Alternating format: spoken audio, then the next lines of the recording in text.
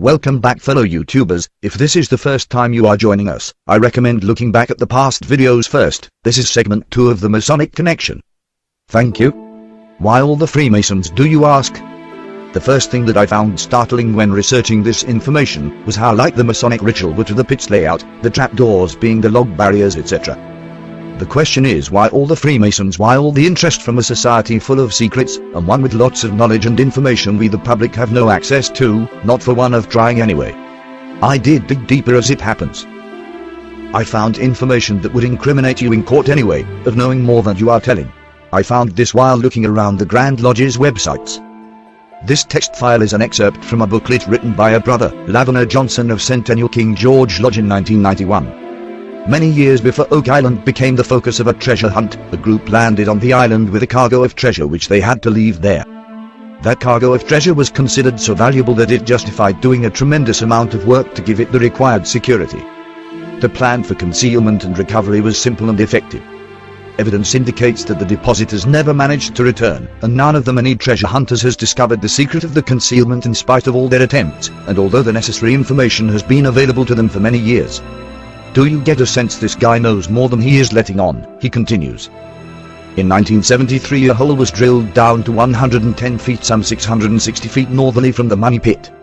The drill was said to have brought up a small piece of wire from that depth, and also to have struck what seemed to be a metal plate. A shaft was sunk to examine the significance of the drill findings, but at 100 feet down surface water was becoming a problem.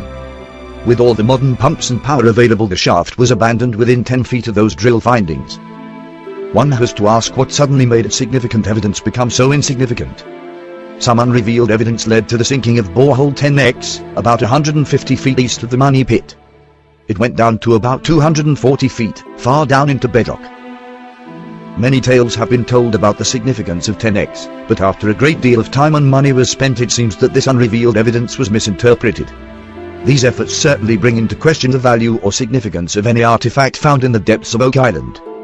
If enough people could have the opportunity of learning what the evidence really indicates at Oak Island, it should change the whole direction of the search for the solution to the mystery of the Oak Island treasure. That is the purpose behind the publication of this. In spite of all the devastation that has occurred at Oak Island, the general elevations are still apparent. The treasure is still in its original location, the high ground is where it was before, and there are still landmarks existing that could give a very close approximation of where the treasure lies. It will be unfortunate if the hunt continues on in future as it has in the past, until the mystery of the Oak Island treasure is totally discredited, and the meaning of the drilled stones in the triangle are lost for all time. There is nothing to indicate that the Oak Island treasure has been retrieved. It must still be there in the high ground, and its retrieval would be a wonderful event for Nova Scotia and Canada, both historically and archaeologically. What a statement! And the meaning of the drilled stones in the triangle are lost for all time. What could he mean by that, and secondly, what do they know? My guess is, in short, he is saying we are digging in the wrong place. Could Randall be right about the Birch Island Triangle? Is this the triangle he means? What does he know was found in the original beholders? The Freemasons clearly know something is there, and the symbology has continued. Behold 10X, behold, 6X as well from the show. X is 6 in Masonic symbolism, and 10 is X in Roman. Roman sword, anyone? I digress. Even if Rick and Marty are Freemasons, it looks as though they are after the same things as us, treasure, or the Holy Grail, or the Arch of the Covenant. Whatever they think is there, it is profound. If the literature is correct, and I have no reason to doubt the sources myself, then Masons first officially arrived on the island in 1738. That will be right around the time the supposed Onso Company turned up, if the boys are just in reality 3 symbolic wise men.